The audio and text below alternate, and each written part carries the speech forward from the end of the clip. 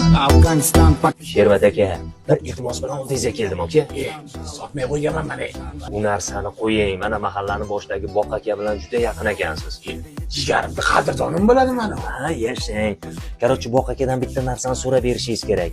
Butun kollektiv ishxonadagilar toqqa. Bir 3 kuniga dam olgani ketyapmiz. Xo'p, mendan nima yordam? Boq akaning kichkina qizi ham bizlar bilan birga ishlaydi.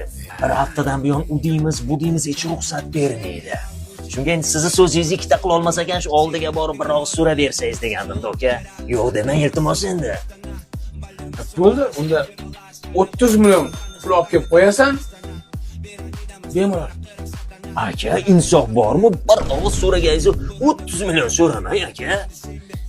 Endi qara ukam. Mahsulot, ha? Xo'sh, Ha?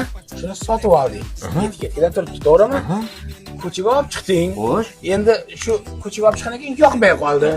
Qaytib olib kelasan, etiketkasi buzilmagan bo'lsa, qaytib olib bersang, pulingni qaytib beraman.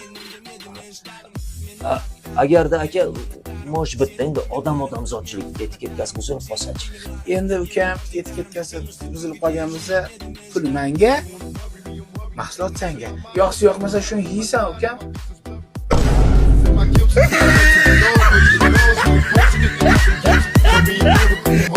Choking off marijuana smoke with them